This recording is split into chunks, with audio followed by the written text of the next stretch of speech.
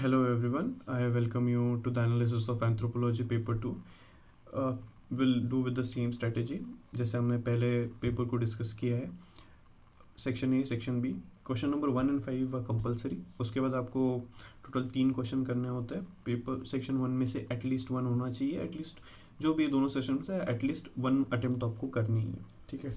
सो जैसे पहला पेपर आपने अभी डिस्कस किया था मैंने, उसको आपने अगर गो थ्रू किया हो तो you will understand that the paper was decent. इस ईयर कुछ एक्सपेरिमेंटेशन तो हुआ नहीं है, सो यू कैन अज्यूम कि इस साल अच्छा स्कोर ऊपर जाएगा.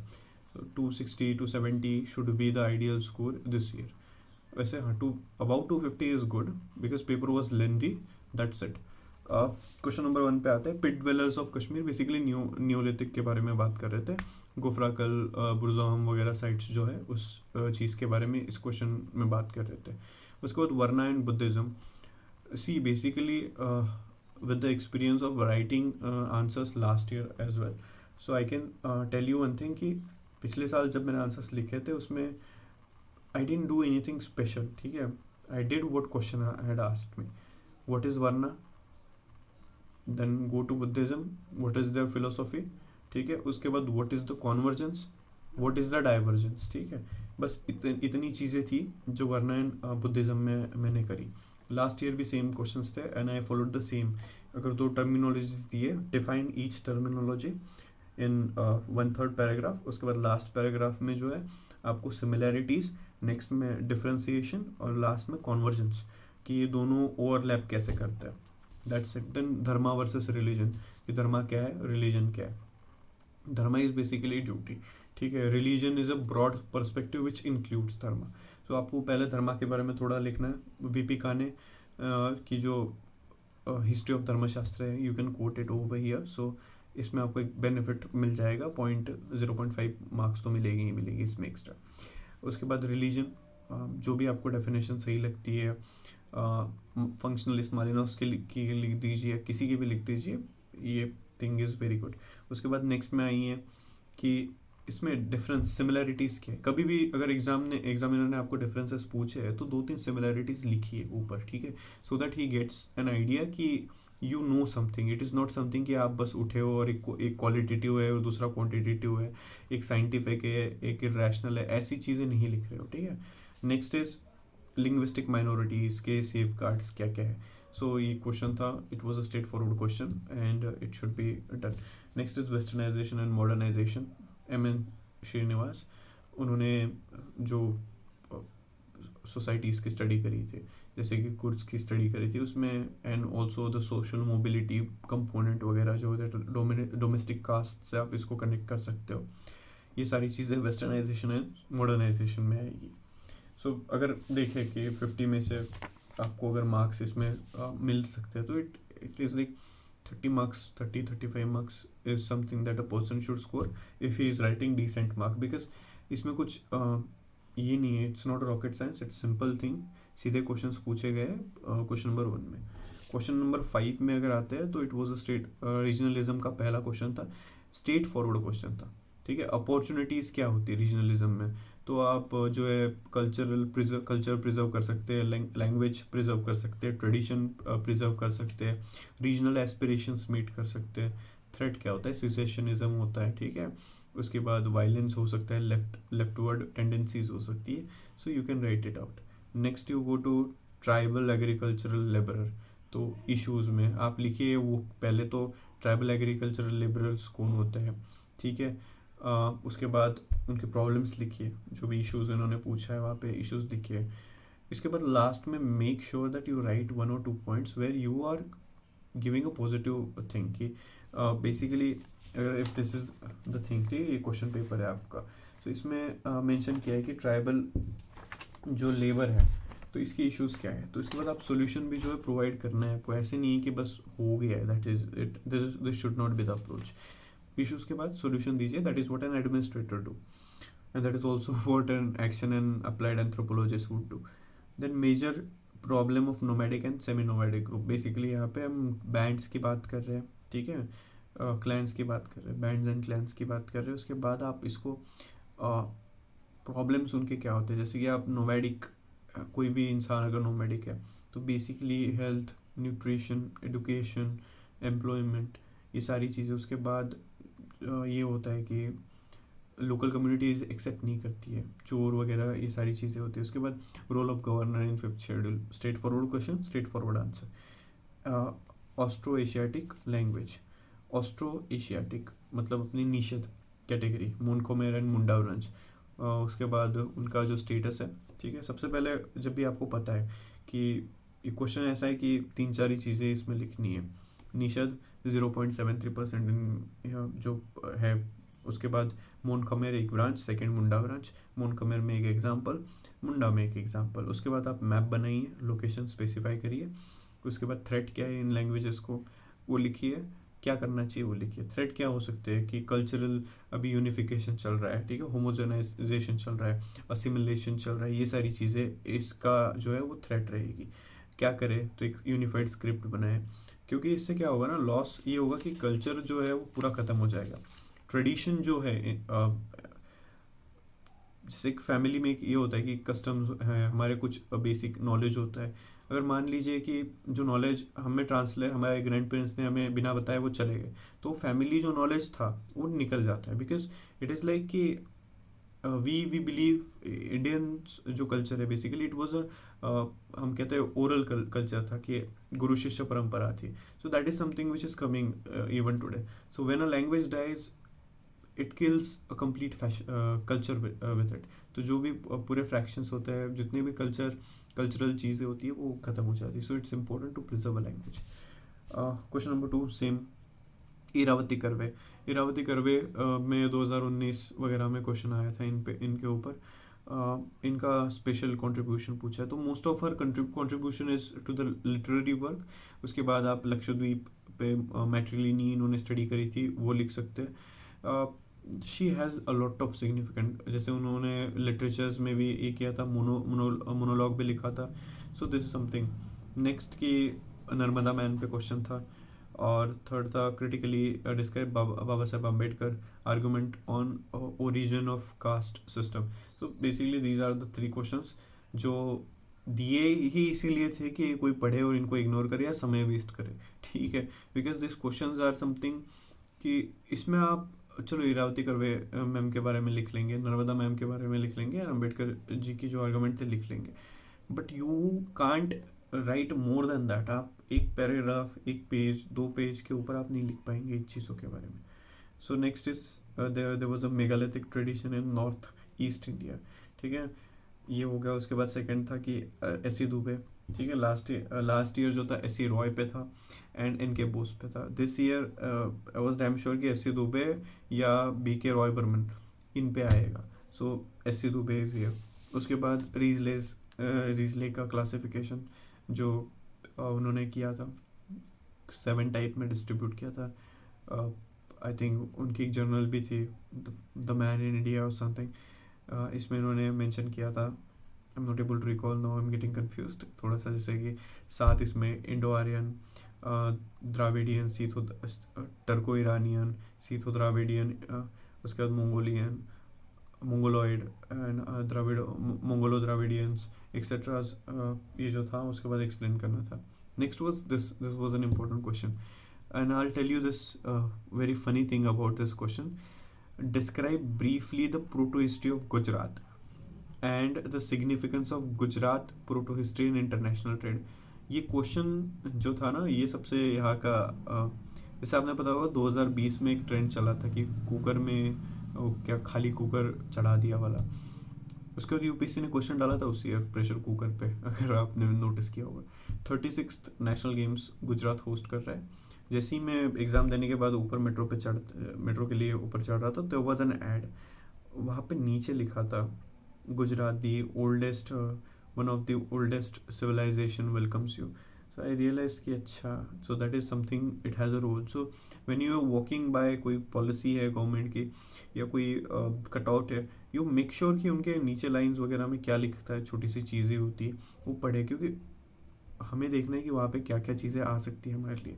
नेक्स्ट क्वेश्चन वॉज ग्लोबलाइजेशन पे, straight forward question, straightforward answer, and you can get a good mark, 12, 13, 14 mark if I am like, this is something which is achievable. Then critically examine indigenization of Christianity. So Christianity was basically, it preached rationality, westernization, education, liberty, and a lot of very nice things. But क्या होता है when it comes to come over here, इस Christianity में caste system घुस गई. आपने वो mention करना था कि जैसे साउथ इंडिया में चर्चेस के जो ये थे फादर्स, उन्होंने एक्सेप्ट किया था कि ये discrimination is a reality. And that is all about this question. Next, moving to the question number 6. So question number 6 पे तो ये था, discuss the objective of integrated tribal development programme. तो this was a general question, ऐसे नहीं था. देखिए, कोई भी पॉलिसी है, कोई भी प्रोग्राम है गवर्नमेंट का, अगर आपको इसका आंसर नहीं भी पता है, ठीक है, still you can get at least 8 to 10 marks you can get. तो किसी भी चीज़ का ऑब्जेक्टिव क्या होता है? तो एक सस्टेनेबल डेवलपमेंट हो, अपलिफ्टमेंट हो, उसके बाद एम्पावरमेंट हो, उसके बाद क्या हो सकता है, उसके बाद गुड थिंग्स, न्यूट्रिशनल स्टेटस बढ़े, ठीक है, उसके बाद असिमिलेशन हो, इंटीग्रेशन हो. These are the points that I have told. इसी पे एक एक सेंटेंस बनाई है.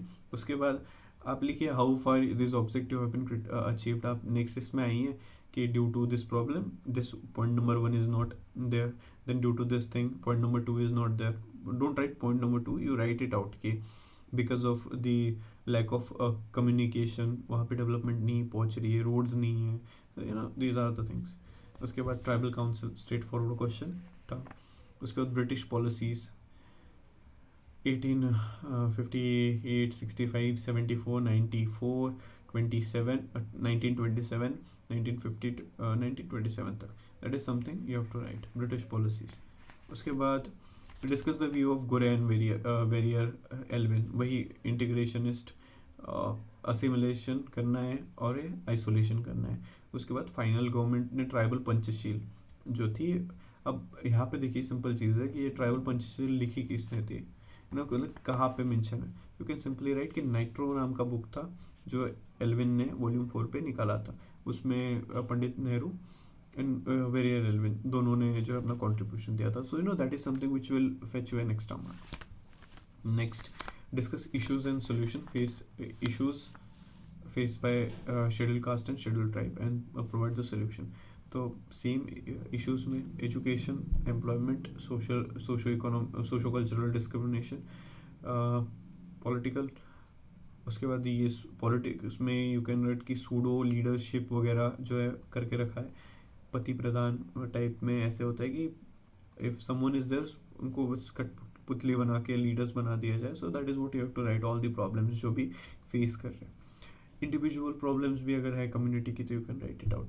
Case studies you can particularly prescribe कि मान लीजिए कि अभी आप कभी भी ट्रैवल करते हैं तो you know that Banjara communities are there which are like roaming. So you can write कि case study the Banjaras, case study the Gonds, all anything जो भी कम्युनिटीज़ है आप वहाँ पे मेंशन कर सकते हैं. मैनुअल स्कैवेंजर कि पर्टिकुलर कम्युनिटी को शेड्यूल कास्ट में it is not a dehuman treatment provide की जाती है because this is not dignified things which are like forced on some type which is very very very wrong.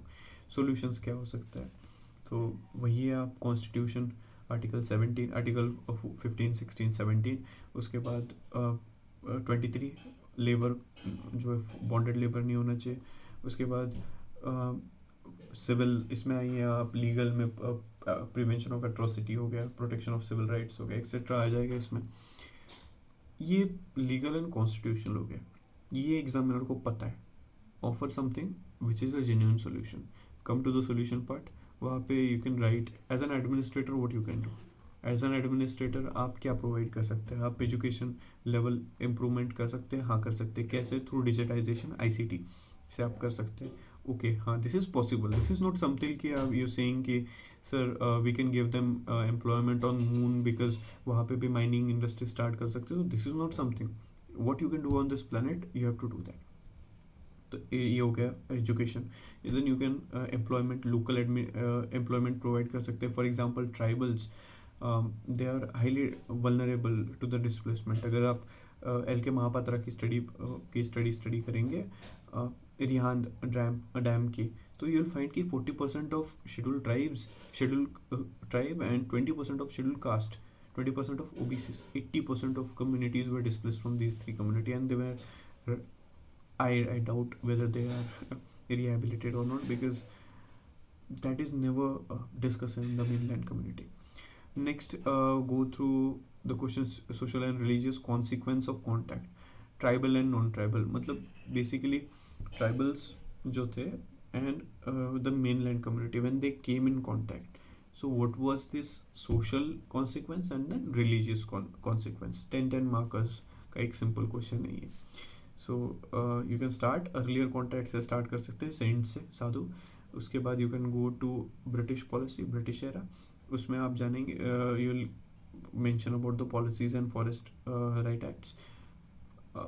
उसके बाद you will might कि जो शुरुआत में थे outsider, दिक्कूज, ठीक है, मनी लेंडर्स वगैरह, इनसे जो कॉन्फ्लिक्ट हुई. उसके बाद सोशल कॉन्सिक्वेंस क्या होता है. उसके बाद रिलीजियस में बिरसा मुंडा मूवमेंट वगैरह आएगा, ठीक है, क्या क्या होगा. ये पॉजिटिव भी होती है, इसमें से नहीं कि नेगेटिव भी होगा. रिलीजियस में पॉजिटिव नेगेटिव,